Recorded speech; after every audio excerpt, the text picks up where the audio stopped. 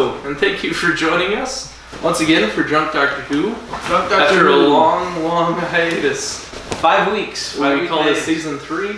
No, it's not. You stop that. Hey, It's been no. I don't want. You need I don't want Woody on my glass. Why?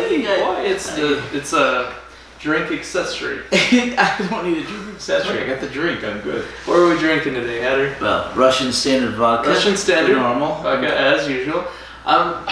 Man, I've been pounding some White Claws. Yeah, but it's 10 proof. But to subsidize for that, I also drink the rest of my margaritas, my Cayman Jacks. So, man, it's uncomfortable getting drunk on White Claws at like 10 proof drinks. So I've been through about like 6 of these, and then 2 of the Cayman Jacks in like the 4 episodes we had, just because I wanted to, match where you're at. I don't want to be more sober than you. I don't know if you're matching where I am, but And it's uncomfortable drinking because it's such little alcohol and so much liquid that I'm just like I'm so full of liquid and I had to drink so much just to get we have a restroom to a comfortable amount of tipsy. And I have rum and vodka. You don't have to worry about that. But these are great. They come in all sorts of flavors. My favorite's the natural lime. They have what is it? Orange, grapefruit. That's not bad. The other 2, I think there's black cherry and raspberry. I don't like those as much. Oh, I like raspberry. It's one of my favorites. Yeah.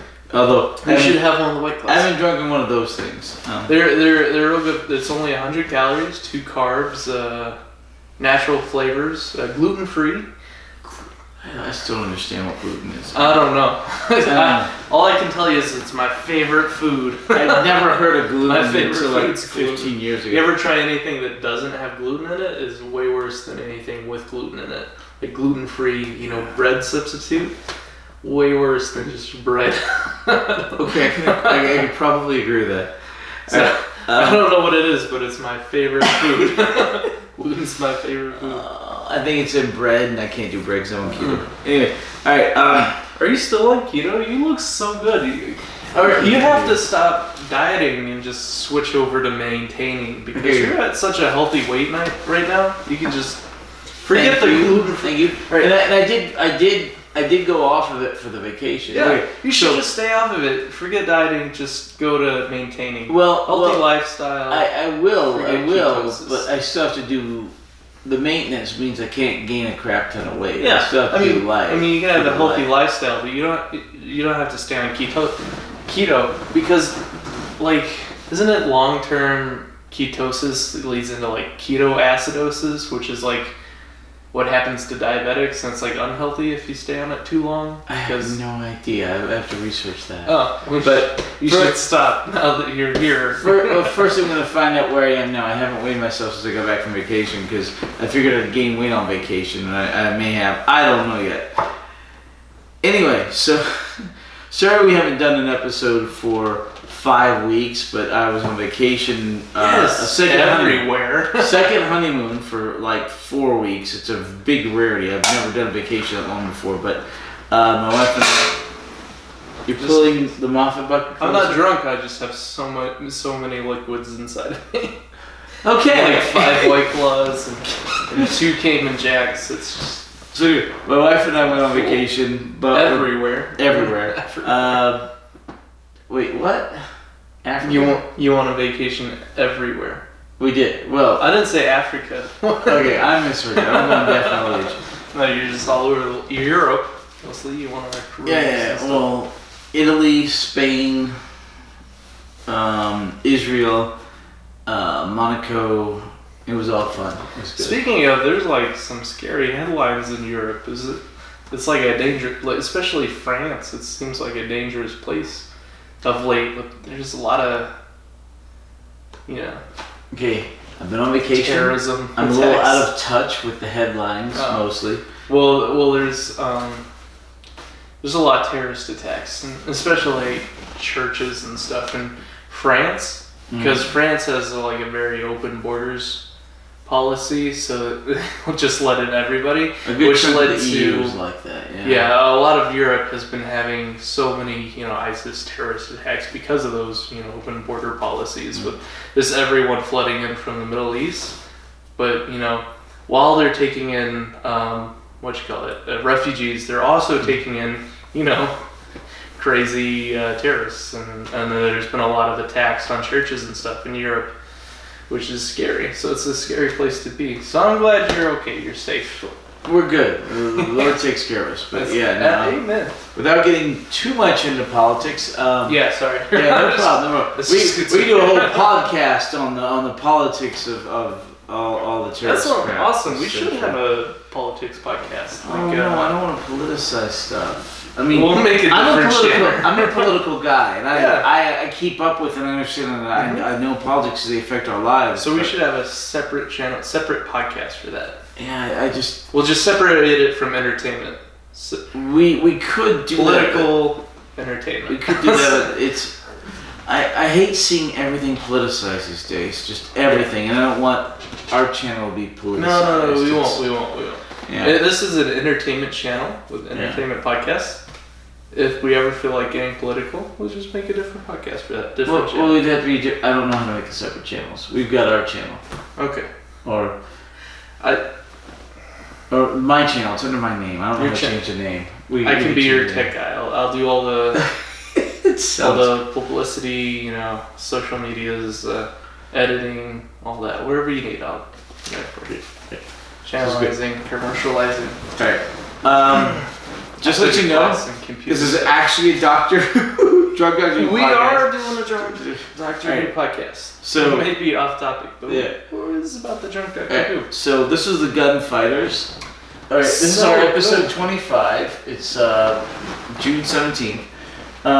We did the Gunfighters. It was 4 episodes that were broadcast from April 30th, 1966 to May 21st, 1966. Tell them about the crossover. Oh yeah, because it's been so long since we did the last episode, once again, we actually crossed over the dates because this was done there, and we jumped to June, which is past 5/21, because the last episode we did was May... It's been a while. May 13th, I think, so yeah. Alright, the companions were Stephen and Dodo. The antagonists were the... Were they the Clanton family? Yeah, was Clanton. Clanton, yeah. And Johnny Ringo. That's a G? J. No, Johnny Ringo? That's a G? That's a G, that's a cursive G. Oh. Okay, cursive G. Alright. You want me to do a... No, it's cool. G? We understand. Johnny Ringo. That's a cursive G. Ooh, it's faster. Alright, the Clanton family and Johnny Ringo. Anyway,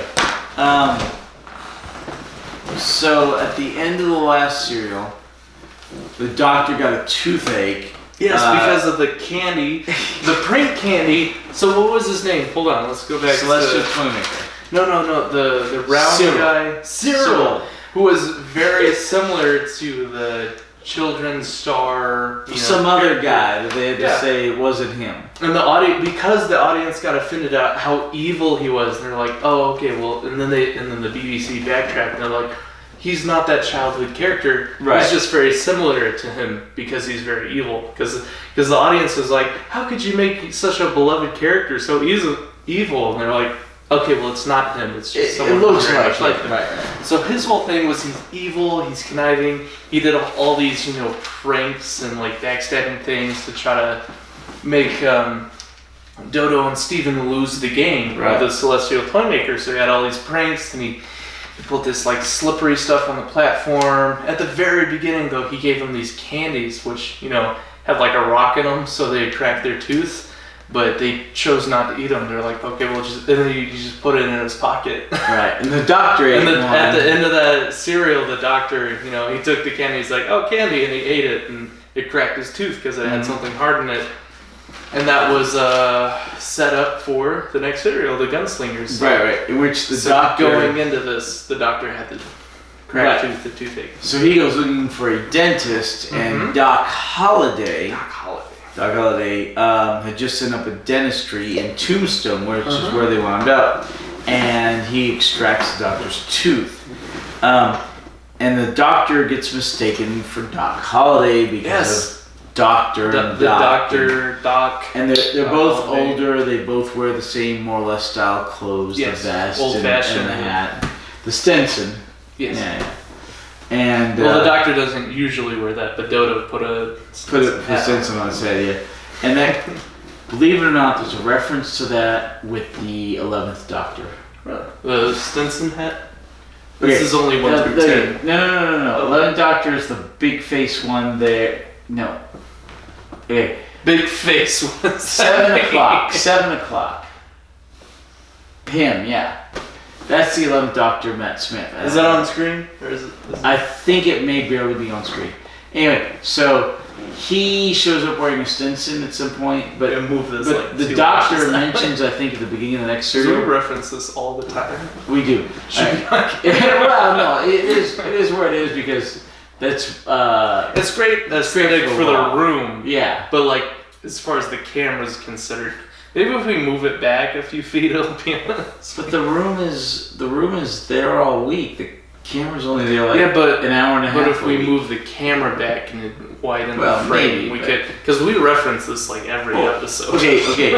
Anyone watching this knows who Matt Smith is. Or Maybe if they don't. Maybe. What if they're like me? They're the ingenues. They're just getting into Doctor Who. They're watching along with us. They might They know. can check all of it. Wikipedia. That's true. Okay. But anyway, so there's a time way later on. Okay. You're on the computer. So the doctor at some point says, if I ever wear a Stinson again, shoot it off my head, right? And then That's a great reference. okay, and then 45 years later, Matt Smith is wearing a Stinson, and River Song shoots it off his head. So that's a reference. It references way back here to the Gunfighters. Like, What does way that back. say about the Doctor's regeneration? Does he lose his memories after, so many iterations? No, he keeps everything. Why would he put the Stetson back on? It's a reference, but he also Okay. You don't forget changes things his when you're personalities generating. and temperaments. Right. You may forget something just being a person, Okay. And I think it's just a funny reference. It wasn't. It really is a serious. very funny Yeah. reference. I enjoyed it. Right. Well, you'll enjoy it later. You haven't enjoyed it yet. Well, you mentioning it to me, Right. I already appreciate it, having watching the Gunslingers. Okay. Not only that. Oh my gosh. By the way, I'm a huge fan of this series. You said you don't like the musical aspect of it, and the singing, and we made a drinking game out of it, which helped me to get drunk on these very 10 proof. these very lightweight drinks I've been absolutely chugging. What helped me absolutely chug these was the drinking game we played. Every time there's a musical interlude, Unfortunately, they did it with every single scene change, and even during scenes to help the audience catch up on the plot and the narrative. They'd have this it's like narration, but in a musical. But you said you got tired of it. I absolutely loved it. I thought it was catchy. Well, the alcohol helps with that. The alcohol helped a whole bunch. We turned it into a drinking game. Either way, I thought it was catchy. I thought it was a whole lot of fun. I thought it was a great musical. Yeah. I love westerns. I love saloon songs. And There's a whole piano. stereotype quiche in Old West movies Yes. where they sing like that constantly through And the movie. apparently, I love it. Yeah, okay. But they do that in this serial, and It was a whole lot of fun. It was a departure from the norm, what you can expect from the sci-fi Doctor Who. yeah. We went into the Middle West. It was such a departure. It was something Wild new. West, yeah. The Wild West. I thought it was fun. Yeah. I said the Middle West. That's Yeah. that's what the Doctor called it, and I thought that was weird too. But we called it here in the Middle West. And I don't remember that. I'm like, part. that's weird because it's the first episode. I'm like, that's something you say about the East, the Middle East. Right. He called the West the Middle West, and I was like, that's a He strange may way of have- saying that. Yeah, you may have, but I don't remember that. But anyway. This is when they first they first showed up. Okay. So they show up, and the Doctor gets mistaken for Doc Holliday, and Yes. this is in Tombstone. And the OK Corral. The OK Classic Corral, yeah. Westerns. Right. The classic shootout between the Clan Clantons family. and the Earps. The Earp family, the White Earp, and the Clantons Doc had Holliday. John Ringo, and the Earps had Doc Holliday. Anyway, so big classic shooters. How many people died? So we had 7 or 8 on screen and 1 implied off screen. So why the numbers are kind of hazy on this is the first or second episode they had they had the doctor with the gun, and they had Doc Holliday on the staircase banister. Yeah. And the Doc Holliday, I think he shot the gun, and they thought it was the doctor who was shooting the gun. Right. And someone like clutched their chest and their collarbone. No, it was their hand. Okay. So they didn't die. They did not die. I wasn't sure if they got shot in the heart and they died off screen or something, or they're just okay. So they didn't die. So it's 5, 6, 7 deaths on screen. 7 deaths. And then they had 1 death off screen, where they had I think it was the 3rd episode. They had Doc Holliday. He walked out. He walked off screen. He's like, I'm gonna go rustle us up some grub. He was with Kate and with Dodo, and he walked off screen, and all you hear is gunshots in the background, and he walks on screen. He's like, I had a run-in with an old friend, and he lost his appetite. True. So it implies that Doc Holliday went and he shot somebody, but you didn't see it on camera. So there's 1 off-camera implied death, and they had 5, 6, 7 deaths on screen. Okay. So it's a hefty death count for a 4-episode for a children's show. Yeah. Speaking of children's show, you had the character of Kate, which lots of cleavage, very sexualized character. Oh, it's the Wild West. It's the Wild West. Yeah. You have those bard maidens. Okay. Wenches. Wenches. That's more like medieval. Hey, well, yeah. Anyway. Wild West is bard maidens. They've upgraded from wenches to bard. If you say so. Anyway, they're no longer wenches. But yeah, but this is when they didn't insult children, when they didn't think children could handle anything. Right. They were teaching them history. Trivialize them. Exactly. Another thing is, as the I don't know if you would call this, I don't know the right word to say, but as cinema and as movies, they evolve and they change. Government organizations come in, they crack down on them, and they came up with the ESRP for video games, the rating systems for movie, G, PG, PG-13, R, and stuff. Mm-hmm. They're like, wow, these entertainment things, they're new, they're very violent, we have to protect children and their delicate sensibilities, so we need this rating system on who can see what. Before all that, there's a departure between us, the United States, and the West, and the East, and Europe. Mm-hmm. With Europe, you'll see, their rating systems are very much towards violence, and they're very open sexually, and they'll display sexuality, but violence they'll crack down on, and anything with violence in it will have a higher rating system. You have to be older than that. But in the United States, in the West, it's like... It's the other way around. It's the other way around. Violence is fine. You have lots of violence and action, but sexuality is really cracked on. Anything with open sexuality is... and I agree with Europe on this scenario, I think sexual nature of man is a lot more natural than violence, and should be accepted a lot more than violence, because violence extinguishes life, sexuality perpetuates and establishes life. Right. Yeah.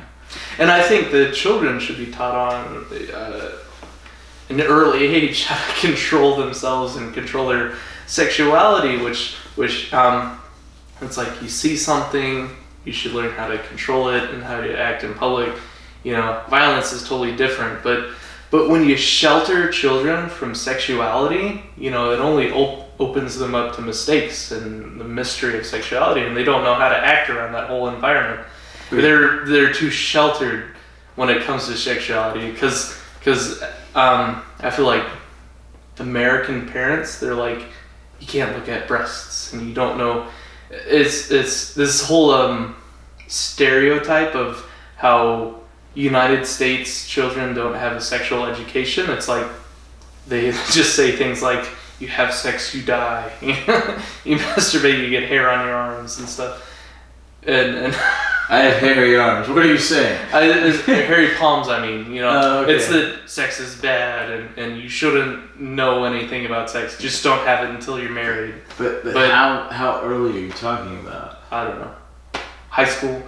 Like, I'm talking about, like... High school's not early in this No, I'm saying that high school, they pass off sexual education to the gym teachers, which leads to students being uneducated when it comes to sexuality, which leads them into making mistakes, and that's why you have high school pregnancy, and because they don't know how to be safe and have... The parents should have this talk with their kids around 12. I agree. Okay?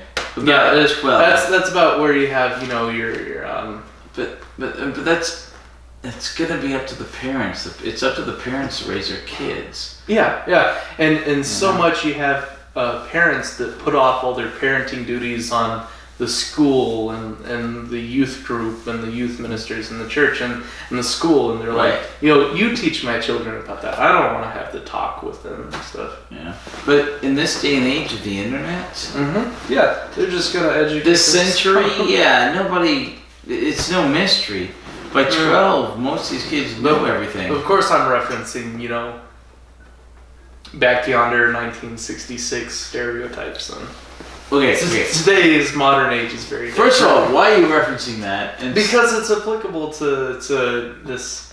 And we're talking about Europe's sexuality versus science. Yeah, or violence. I mean, violence versus sexuality and the rating system.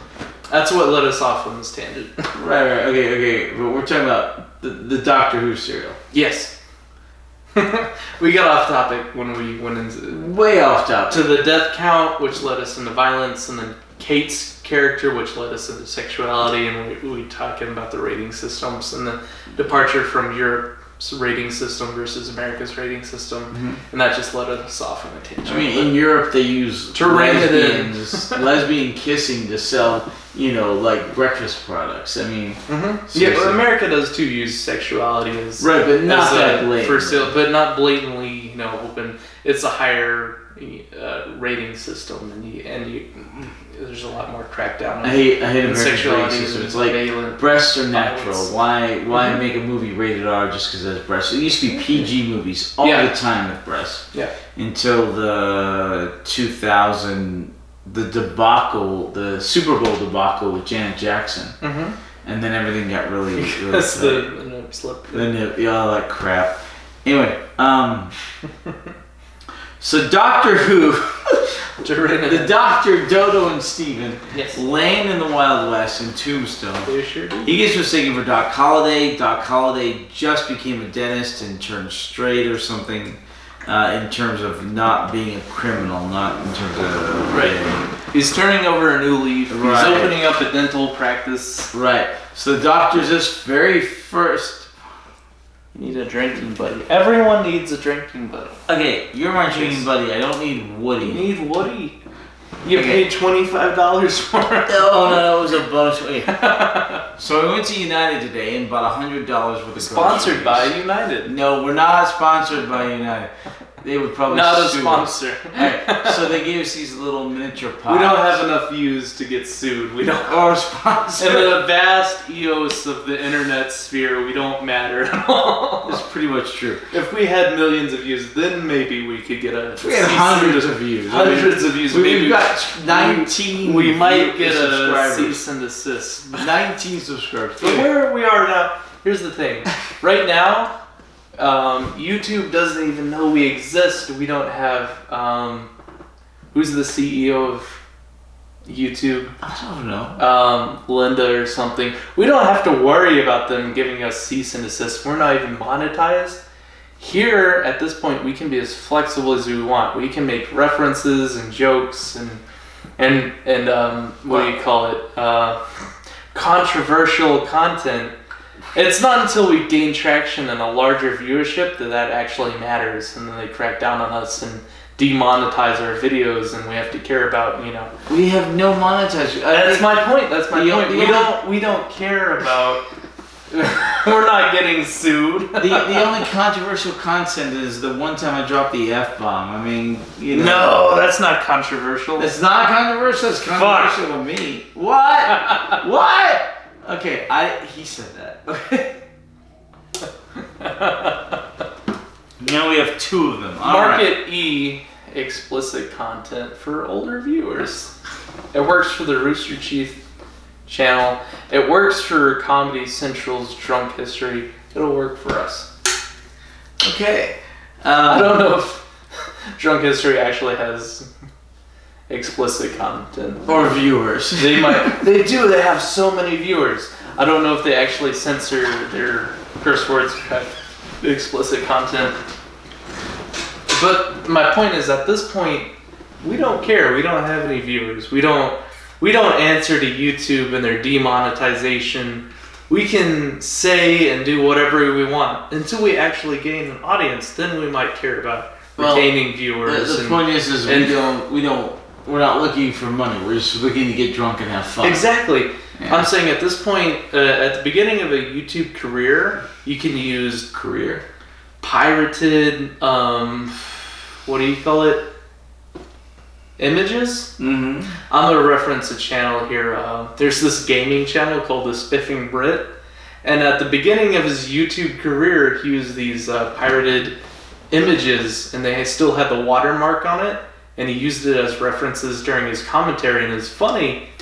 And then as he, became a larger channel, and he had viewership, and he had sponsored videos and monetization on his videos, he had to, he worried about getting demonetized and cease and desist orders for using these pirated images. So he went and he bought the rights to these images so he could reference them in his video and use them as, But that's the thing, we don't use any images. Exactly, that's my point, is we don't have to worry about that. So we can say and do whatever we want. Pretty much, because we don't care. If 5 viewers or we don't 500 care, viewers. no one watches, we can do what we want. Exactly. Once we have a larger production value, then we might care. Wait, we don't want As of production now. value. Anyway, Eventually we'll get... I don't know. I want to make a channel trailer. I want to make an intro and outro clip we can just copy and paste onto our videos. So we'll have like an intro and outro, and then a little annotations at the end, so you can say, watch the next episode. Yeah. That'd be fun. Intro was me coming down to sit down after I turn on the camera. Yes. Outro is me going to turn off the camera. Yeah, but I'm saying to gain viewership in a community and with consistency, it's like, hey, it's empty, it's okay. Mostly. You can just say, hey, watch the next video. Okay. So that's where you need to... You need to go get another drink, and I need to tell people the bloody plot of the series. Alright, you tell the bloody plot. I'll tell them, because you're not even... You are way off tangent tonight. Is this all, built up over the last 5 weeks? We have to make up for lost time, because we have a whole month where I was just talking about the channel. Sorry, I got sidetracked. No, okay. Tell them about the plot. I'll go get another drink out there. Wait. Toss this one. Alright. Okay. So, the Dr. Steven and Dodo end up in Tombstone. And he gets mistaken for Doc Holliday. And the Clanton family is there with somebody else, I forget his name. And they're looking for Doc Holliday to kill him. Doc Holliday is more than happy to let them think that the doctor is him so they can shoot him and not Doc Holliday. And Doc Holliday is going with a girl named Kathleen, which is also the name of my first love back in high school and college. But anyway, so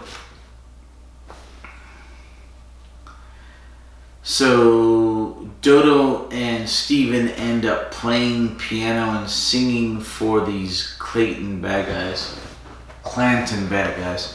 At the end of the first episode, and then during the second episode,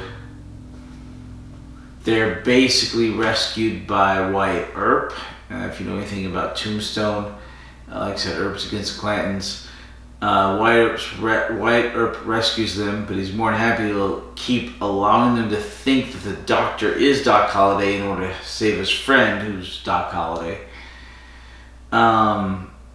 Then the Clantons end up getting Stephen to help the Doctor try to break out of jail, because the Doctor's been taken to jail by Wyatt Earp to protect Doc Holliday.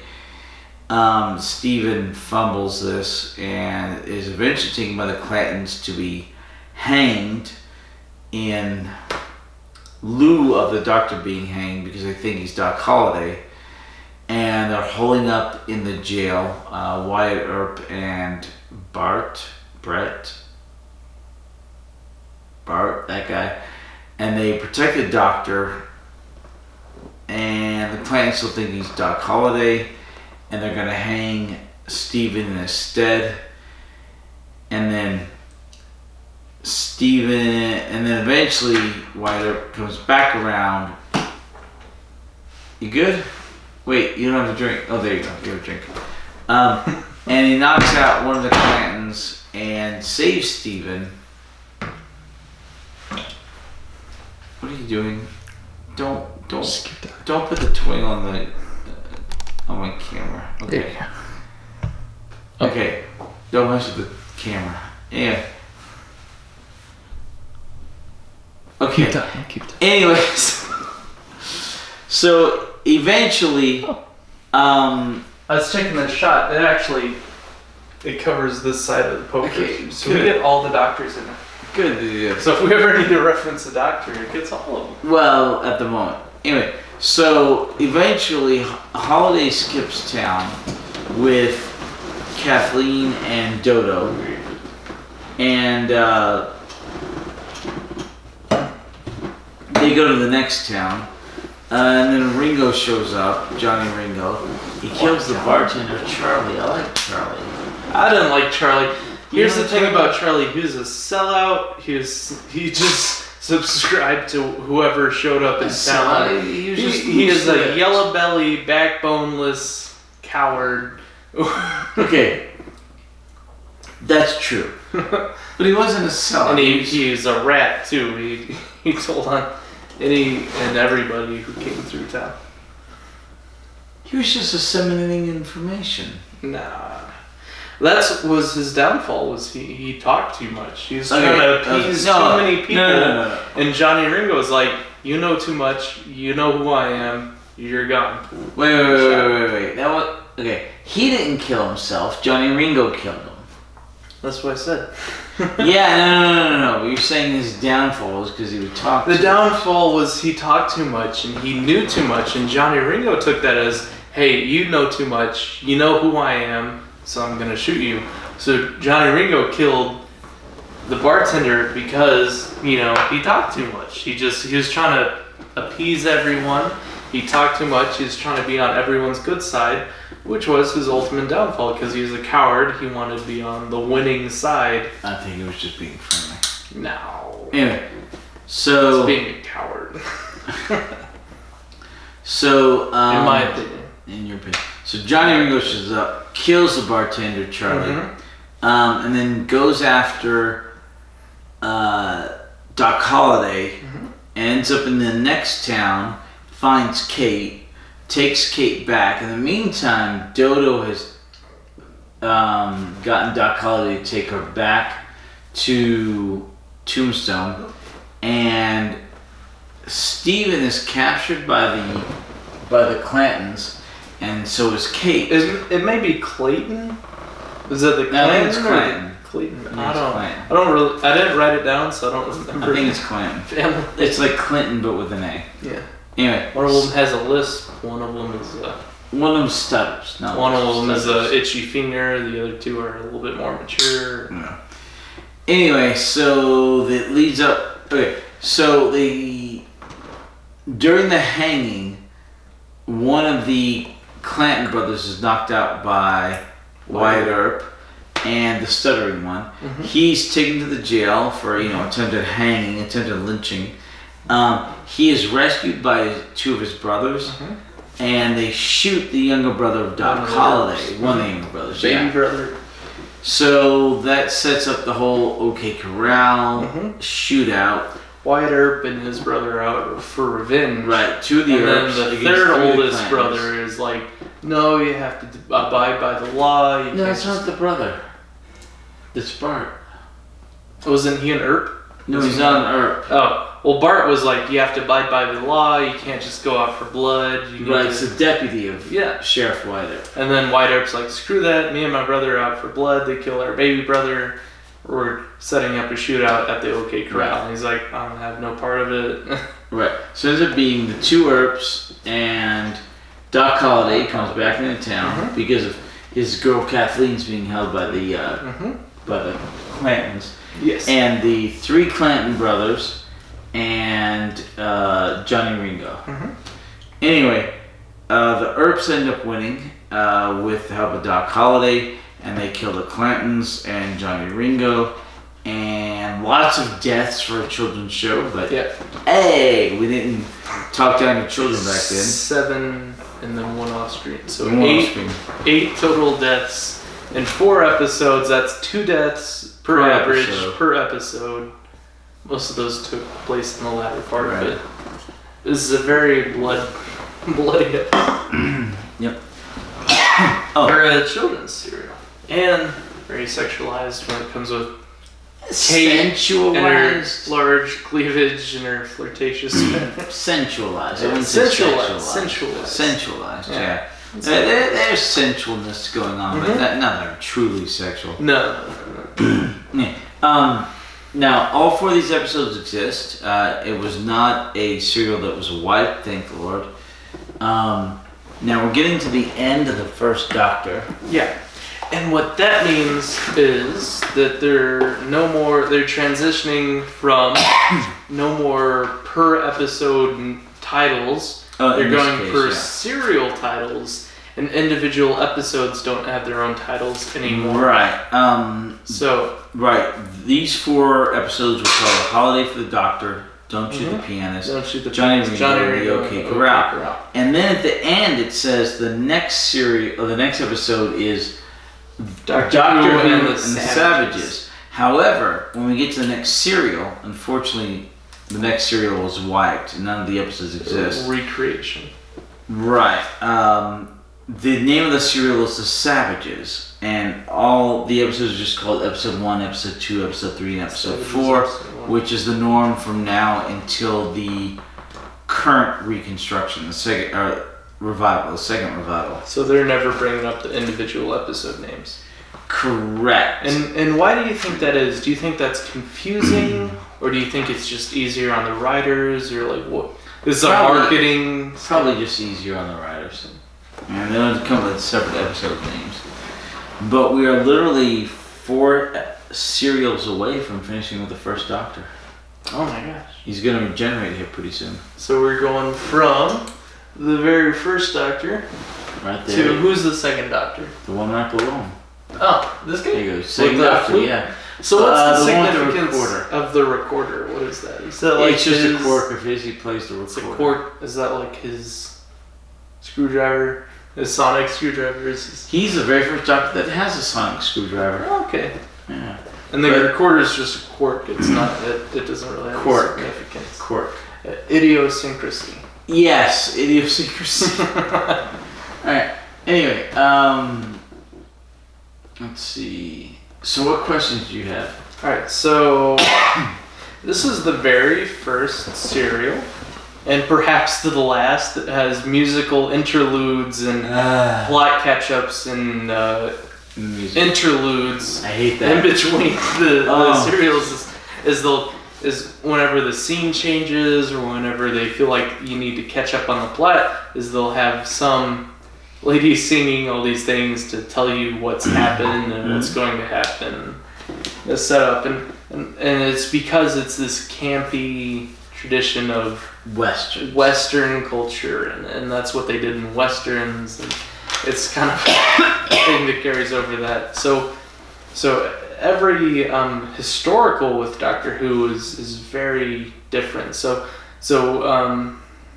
sci-fi Doctor Who serials, you can pretty much expect the same thing, the same storytelling methods. It's they're exploring some different sort of sci-fi theme. But with the historicals, they explore vastly different things, and the storytelling adapts to what kind of historical story they're telling. So in this case, the Wild West, they take on these, different storytelling methods, which is the musical interludes and the plot things, which it's not a convoluted or complicated plot. It's just because that's what Westerns do, which I would have appreciated it in a more confusing episode than catching up with these interludes explaining what's happening. Right. But in this case, it wasn't really necessary to catch me up in the plot, but it was more fun and campy and enjoyable. I'm just glad they don't do that at other times. Yeah, they never only bring serial they do this. Yeah, so they kind of, it's one of those breaking the fourth wall kind of things. Well, it's just part of the genre. Yeah. Back then, it was really part of the genre. The Western genre. True. All right, you talk. I'm gonna go use the restroom. Okay. What am I going to talk about? I don't know. Questions. Questions. I'm going to ask questions when you're. I'll be out there in a minute. There's no answer. I'm gonna use the restroom. All right. So thank you for joining us once again. It's been a very long time since we've had, I think, 5 weeks since we've had a podcast. And the reason for that is Mr. Hatter's been on vacation. And what I've done in the meantime, this is my Monday night. I think these air Tuesday night is when the podcast comes out, which is when you can look forward to seeing it. But we record these on Monday night, so the day prior. So these past 5 weeks, Hatter's been on vacation. My Mondays, which I usually spend filming the podcast after work, as they've been very empty. This is one of the funnest weeks one of the funnest days of my week is recording the podcast. Going and watching these Doctor Who serials and drinking a whole lot and talking about them is a whole lot of fun. But these past 5 weeks, I didn't have anything to do after work, so let's talk about what I've been doing. I've been watching. I've been playing a whole lot of Skyrim. In my opinion, Skyrim is it's so much fun. It's so enjoyable. It's one of those games that never gets old. And my argument or my reason for that is that Skyrim has so much content in it. It's one of those open world RPGs, and you can roll so many different characters. You can be, these two-handed, axe, sword, warhammer wielding, warriors. You can do like a sword and shield combo. You can be a mage, sort of caster, or you can be like a stealthy character, a bow and arrow, or like a dual-wielding dagger, kind of Khajiit stealthy character. There's so many different classes you can roll, and there's so many different ways you can explore the plot. They have the main, storyline, the plot of the Dragonborn, but you have all these different, branching story paths of the different guilds you can play. You can do the Thieves Guild and the Dark Brotherhood as, one of the more stealthy characters. Or you can do the Companions and the main story as, the different, warrior classes. I'm talking about Skyrim. So that's Skyrim? And even when you finish the main story and all the different quests and all the different guilds you can, in fact, there's so much content that can be offered through different add-ons and community content that it's just a continually evolving game. It never gets old. Skyrim. Why are you talking about Skyrim? Elder Scrolls Skyrim. I was telling the audience what I've been up to on my Mondays, because I was telling them about how, this is one of the things I look forward to each week is the Monday night podcast. It airs Tuesday for them, but we record on Monday night. So my Monday nights are usually occupied by the podcast, but for the past 5 weeks, you've been on vacation. So 4 weeks you've been on vacation. So I was just talking about what occupied my time. Oh. And I was talking about Skyrim because that's something I got into again because it's just, there's so much fun to be had there. You ever play Skyrim? I played for about 4 hours. And then I was like, why am I not playing World of Warcraft? This is World of Warcraft without other people. But it's like this MSRP of $60 per game.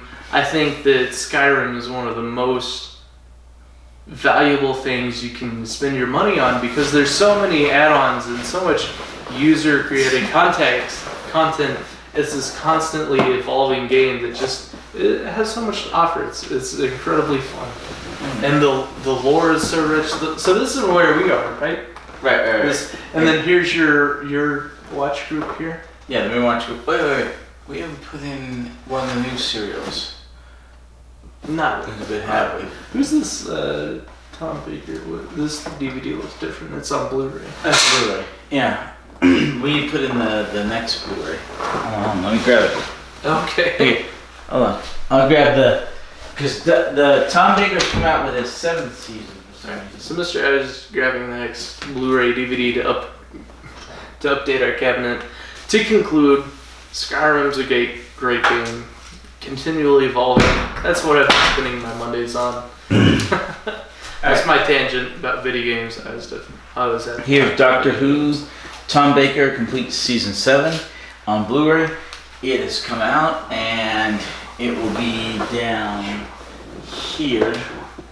Alright, I'll have to fit it in a bit at the serial. Does it fit? No, I'll have to move stuff around. But anyway, so we've inserted that one along with, or I will here in a bit, along with Season 1 of his. And Season 1 of the next Doctor, Tom Davison's come out. Mm-hmm. Peter Davison. Anyway, so what other questions do you have at the serial? Alright, so we talked about the weird departure from storytelling to musical interludes.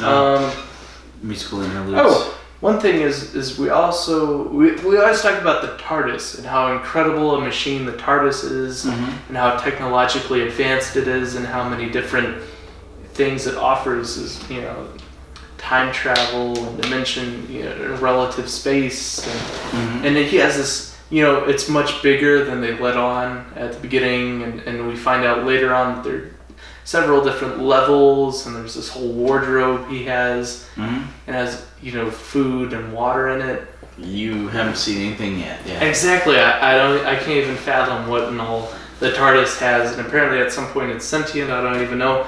But the Doctor said there are no painkillers on the TARDIS when he first shows up in this first serial. And you think that there's something that's so technologically advanced and has all these different levels and compartments and tools and defense mechanisms, and he has food and water on it, but he doesn't have any medication or painkillers on it? That's a pure plot hook for him to be able to meet Doc Holliday as a dentist. Later on, maybe, does it end up having medicine stuff? Yes. So this is in the plot.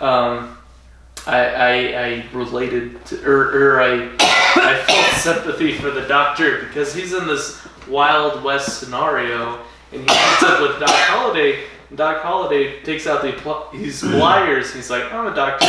I'm a dentist. I can cure that toothache for you." And he comes out with these pliers, and he's just like, "I'm just gonna take that tooth right out." And the doctor's like, "Don't you have dental saloon?" Dental saloon. With the very subtle advertising of this giant wooden tooth. Yeah. He's like, "Don't you have any sedatives?" He's like, sedatives. Don't you have any sedatives for the pain? He's like, "You want some whiskey? I have this." It wasn't even whiskey. It was something really low. Some sort of rattlesnake poison. Yeah, that was it. That was it, like rattlesnake oil or something. Yeah, rattlesnake oil. And the Doctor is like, "I don't touch this stuff. I don't drink." Is that ever referenced again? The Doctor is sober. He doesn't touch. You remember he doesn't want weapons of violence. He's anti-violence. There's other times where he's violent. There's other times where he's anti-violent. Yeah. There's times when he drinks. There's times when he doesn't drink. Okay. There's such a thing with the DC universe, DC Comics, DC superheroes. Batman, Superman. There's one with the comics of the Flash. The Flash, his character. one thing about his character, he's the fastest man in the world. He's so fast. The Flash, ironically, he doesn't touch caffeine. He doesn't drink coffee. He doesn't drink anything with caffeine in it. That's one of his idiosyncrasies as the Flash. And then later on, years and years from when that was established as, an ironic thing, idiosyncrasy of the character of the Flash is that he doesn't, consume caffeine.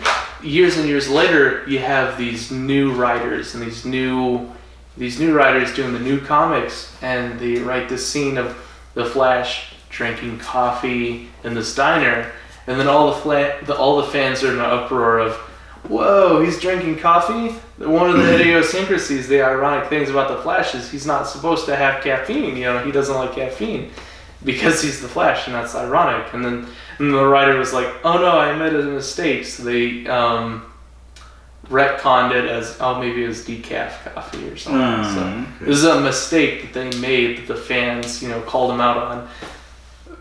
I don't know what that has to do with why I brought it up, but you said there are times where the Doctor drinks and the Doctor doesn't drink, and there's times where he's super anti-violent, and then there's sometimes where violence is necessary. He has to fight to he beat that guy with his cane.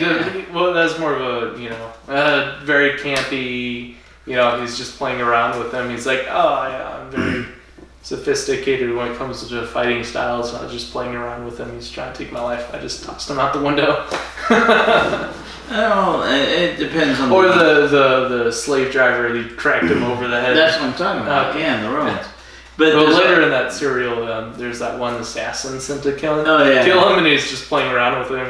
He disarms him and he tosses him out the window. And the girl's like, "Are you okay?" He's like, "I'm fine. I was just playing around with him." Right, and it also depends on the Doctor. I mean, we're still his regeneration. Right, we're still in the first Doctor. Later on, there'll be other Doctors, and they will have different attitudes towards things. Like the third Doctor is really big on Vesuvian Jiu-Jitsu. Or Vesuvian karate, which is violent. Well, it's very non-anti-violent. It's one of those scenarios where you could claim that it's for self-defense and self-preservation and stuff. Yeah, and they're different.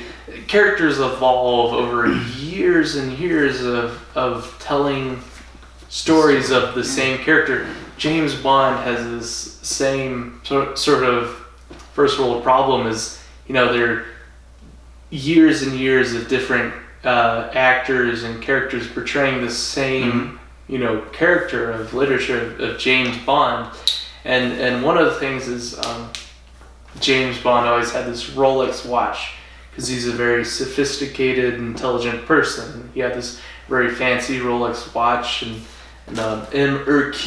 Q put all these different gadgets in his watch. He had the laser watch with the Pierce Brosnan, and he did all sorts of cool gadget stuff with his watch. And it was always, James Bond has a Rolex, and he wears a Rolex watch because Rolex is the top tier of watches, and it's sophisticated and rich. And then, years and years later, they have, Bond and Blonde. They had, what's his face? The new James Bond, the blonde guy. James Bond, the blonde guy. They changed actors again.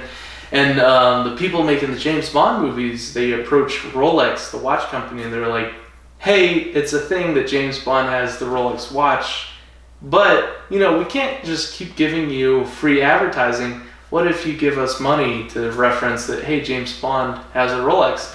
And Rolex was like, no thanks, we're pretty well established. We don't need advertising. You want to give us free advertising, say that James Bond has a Rolex, that's fine. We're not going to give you money for that. And then you have these lesser watch companies, say Omega, they're like, hey, we'll give you money to say James Bond has our watch brand. So the producers of the James Bond movie, they're like, okay, cool, deal. Give us money. We'll say that James Bond wears an Omega now.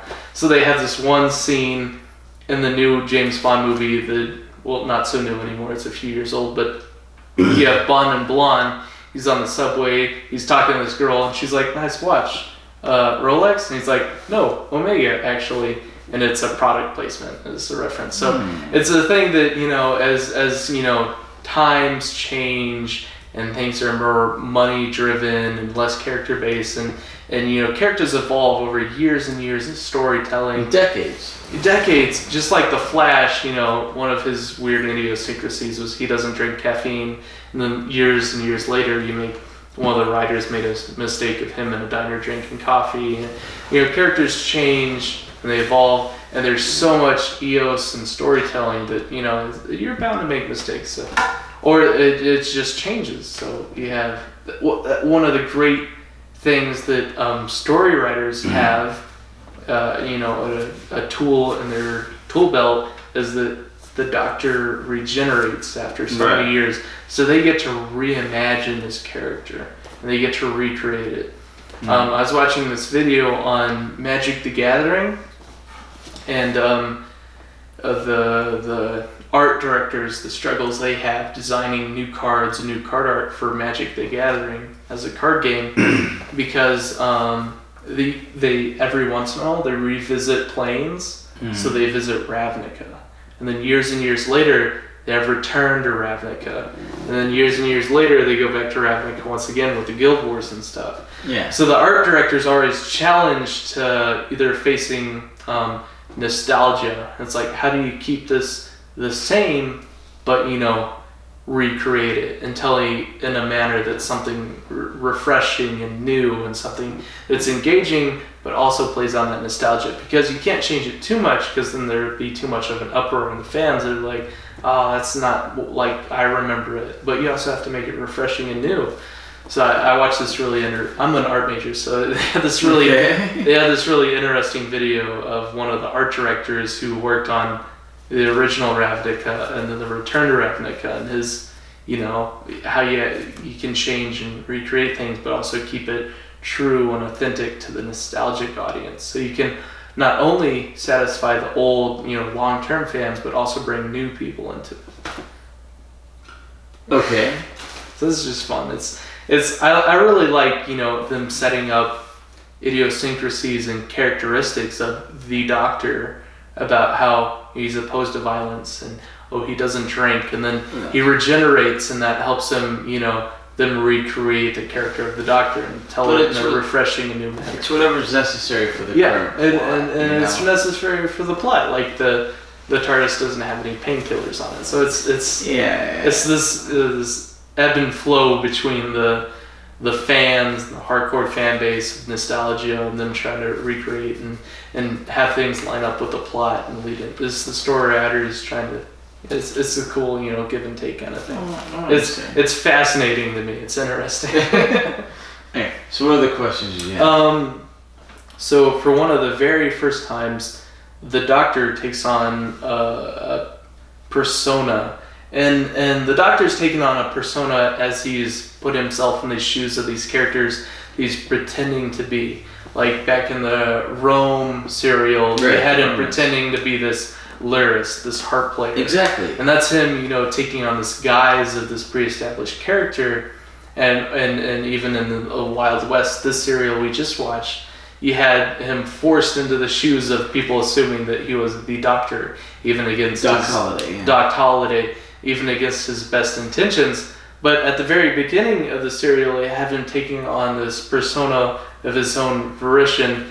He calls himself Dr. Caligari, which... Caligari. What is there any significance in that? Why does he choose to take that name? Okay. He's playing himself as this thespian, this theater artist. Have you never seen The Cabinet of Dr. Caligari? I haven't, no. Okay. Alright, it's been remade a few times, but the original's like from the 1920s. It's a silent film, black and white, and it's fairly Cthulhu-esque. Cthulhu. So, Doctor Strangelove's... Wait, no. What's... Okay. It's fairly Cthulhu-esque, and... Who wrote the Cthulhu... Mythos? Oh my gosh, I'm blanking on his name. Me too. I said Dr. Strangelove, but I meant... I'm so blanking. It's under your coffee table. Yeah, I literally have a copy of all of his works. I can't remember. I was trying to reference that. I don't even know. I don't even know. Edge right. I'm drunk, so... Yeah, we're too intoxicated to reference any sort of pop culture. Anyway, so... Speaking of which, Cthulhu, you have these, main mythos things that drastically impact pop culture and all these different fantasy things and inspire these different things. World of Warcraft, they have, in their when they very first released the game, World of Warcraft, they had vanilla, and they came up with all these different raid bosses. One of them was Cthulhu. You remember Cthulhu? He was inspired... Oh no, Cthulhu. The raid boss Cthulhu was inspired by Cthulhu. And they take these established mythos characters and they take them and they make references and they're inspired. Lovecraft. H.P. Lovecraft. H.P. Lovecraft made Cthulhu, and then you have Blizzard Entertainment. They made their RPG, and they made Cthulhu, which was based off of Cthulhu of H.P. Lovecraft. And you have all these different other, pop culture video games and card games and board games, much like Magic the Gathering took a lot of its inspiration from Dungeons and Dragons. And eventually you saw Wizards of the Coast merge and absorb those. And so they purchased Dungeons and Dragons for TSR. So now you even have Magic the Gathering things like the Izzy Clan in the actual Dungeons and Dragons, yeah. Right, that's true. They did release several books like Guide to Ravnica. Ravnica campaigns. Players Guide to Ravnica. Yeah.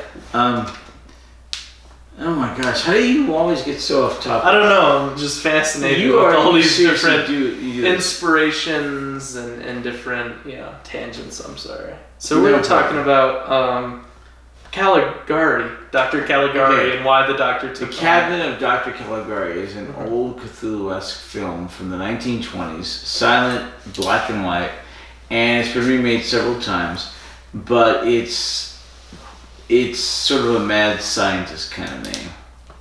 So like Dr. Strangelove and how he learned to live. Yeah, but mad scientist. More mad scientist, like Frankenstein. Frankenstein is alive! He's alive!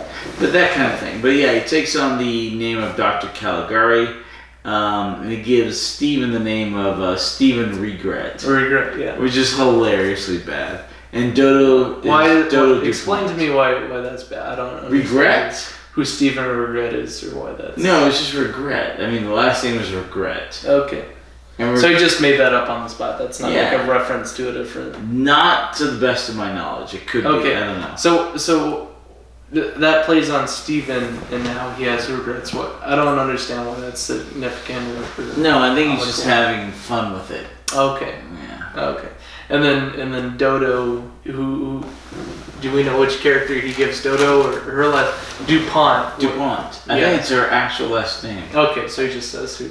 And they're playing this guise or this role of how they're thespians and how they're just in the entertainment business. And he tries to play it off as they're no threat, they're not gunslingers, they're just passing. Right, Aldi Dodo is really good on the piano. He says she's a pianist. Apparently she can play the piano. And then Steven is not so good a singer. You said he's singing off key. Yeah. I didn't know that. He's okay, not great. Yeah, I'm tone deaf. I couldn't tell. And then the Clayton family at gunpoint makes Steven play the piano, which he's never done before, but apparently can do at double tempo. He may have done it before. I mean, he had to have done it before in order because he knew decent. Yeah. They made him play the piano. And he played a double tempo when Kate was singing, and apparently he did okay. And the doctor was like, I didn't know you played piano. He's like, neither did I. So he did okay.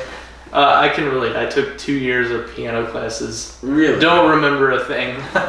Okay. Maybe if you held me at gunpoint, I might remember something. But in the meantime, I don't remember anything. So that's my notes for episode 1. Episode 2, we talked about Don't Shoot the Pianist. And then episode 3, John and Ringo. Oh, we're talking about the Shroud of Turin. The Shroud of Turin. Okay. So that's another super off-topic thing that we were talking about. Super off-topic. Okay. So what brought this question up was... Charlie dies. Charlie The bartender. the bartender is shot by Johnny Ringo because he knows too much, or for whatever reason Johnny Ringo's a rapscallion. He shot him for no reason, or whoever side you want to take. And then there are these musical interludes, these black catch-ups, and the lady singer catches you up, and she's weaving this lyrical thing of Johnny, he got shot by Johnny Ringo and something. Charlie has a shroud. Charlie has a shroud, and I'm like, what does that mean? And you explained to me what shroud means. Back when they used to, before they put people in pine boxes and things, they used to wrap you up in a shroud, which was a cloth that covered your entire body, and they'd sew it up so it fit your body, and they put you in a cave usually, or a tomb at best, but usually a cave.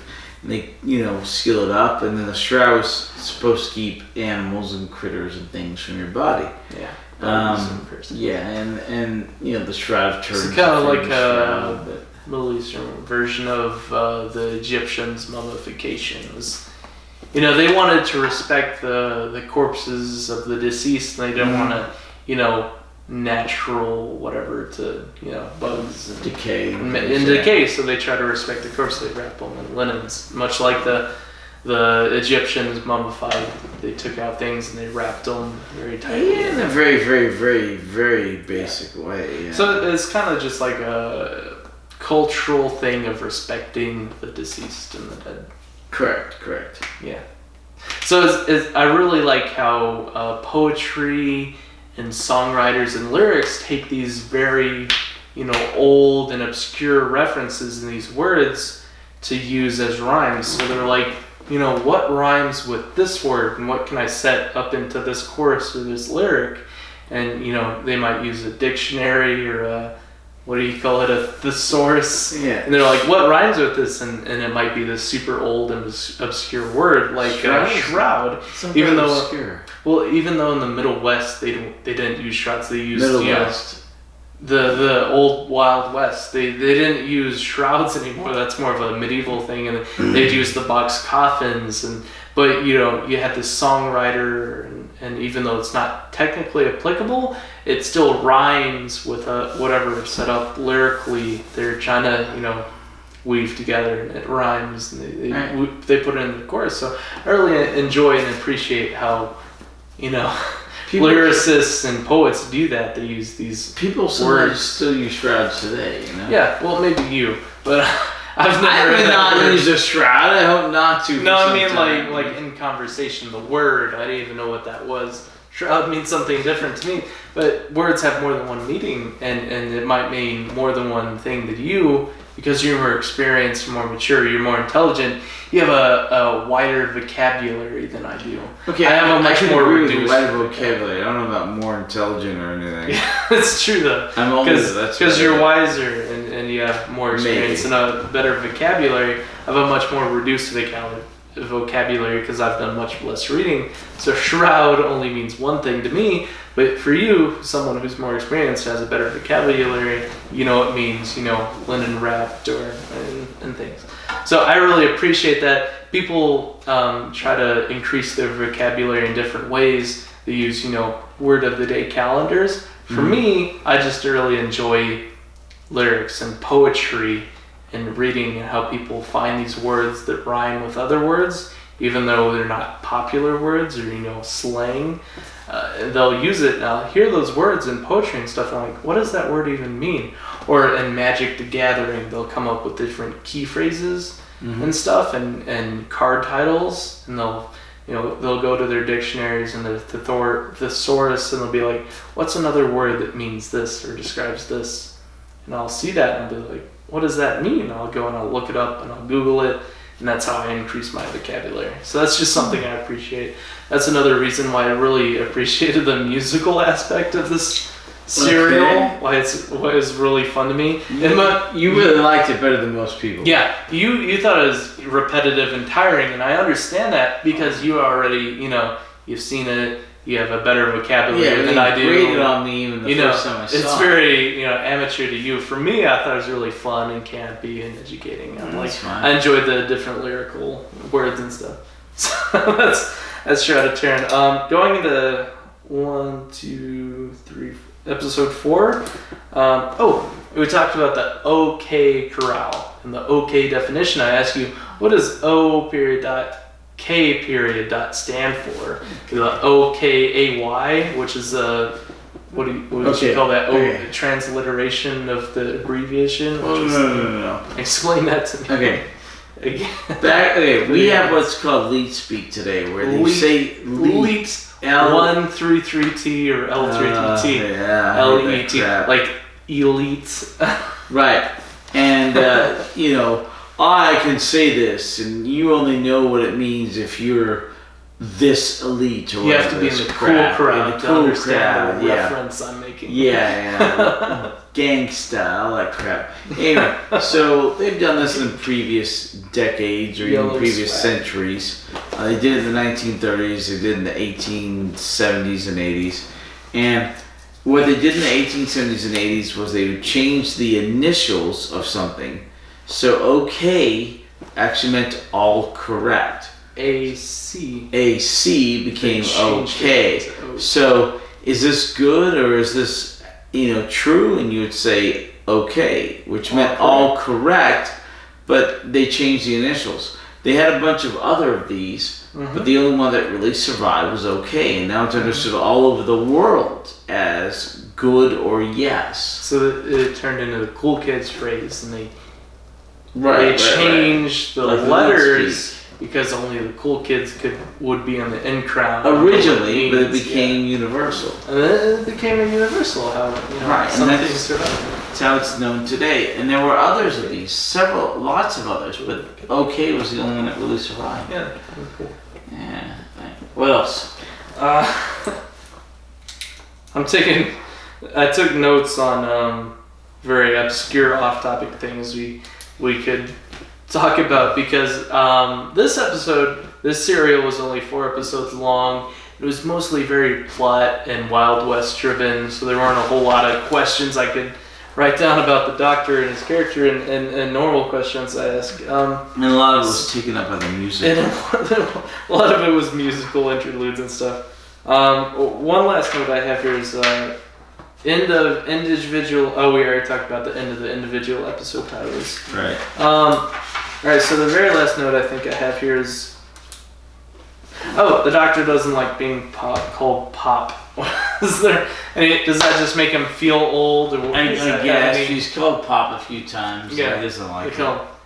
Okay, Pop, then he's like, don't call me Pop, and that's this weird back and forth of, them finding something to call him because he's called the Doctor or Doctor Who, and that for the people who are there Doc, is too confusing with Doc Holliday because they call him Doc and he's the Doctor, so they want to call him Doc, but then they get it all sorted out and they're like, well, he's old, let's just call him Pop, but he doesn't like that. So maybe it makes him feel old. Maybe that's why he doesn't like it. He doesn't enjoy it for whatever reason, which is another callback to some regenerations are older than others. So you have some which are Hartnell here who are super old, and maybe they take offense to being called old titles like Pop. He's like, don't call me Pop. But different regenerations seem much younger. These are much younger than older generations like this. You have these younger generations. They generally get younger, but because then they'll grow older into the role and then they'll get younger again. Another reflection of how their personalities and ages change. Different idiosyncrasies of some take offense to, I'm not old, and they look old, and some generations are younger. So I just thought that was interesting. Okay. Let's see here. Next serial we have Doctor Who and the Savages. And you asked you about how he referred to himself for maybe one of the first times as Doctor Who instead of the Doctor. No. Or somebody. The show refers to as Doctor Who and the Savages. But that's supposedly the name of the next episode, but the name of that next episode never actually exists. just called the serial The Savages. The Savages. And it just starts out with episode 1, 2, 3, and 4. Took out the episode titles. Right. And none of those episodes exist. They were all white. Mm-hmm. And originally it was going to be called The White Savages. The White Savages. But it got changed to The Savages, which is race good. oriented. Right, The White Savages is kind of a racist title. So it's a good thing they changed it. Because that would imply that there are savages, that most savages are not white, and that the white savages is an exception. Yeah. I feel like anyone can be a savage, despite their Well, race. anyone can be, but yeah. But that it's sort of an assumption or an implication. That was a what do you call it? A slur for Native Americans. They call savages, which were rednecks. I can say that because I'm Native American. What makes the red men red? Wait. Or I'm a Native American. I am very redneck. My father was super redneck, and he's like half Native American, which makes me like a fourth Native American, and very redneck. So. Anyone should be able to say anything regardless of their race. Exactly. Or anything. It's not anyone's responsibility to be offended on anyone else's. Right. Let's just say that, alright, I'm not racist. I love all people. I love Jesus, which means I love you. I love my neighbor. You can reference different races and different cultural differences without being offended. It's not cultural appropriation, it's cultural appreciation. It's like, just recognizing a difference between you and me isn't inherently racist. Like, I can appreciate how we're different. I still love you. That doesn't mean I hate anything about it. Right.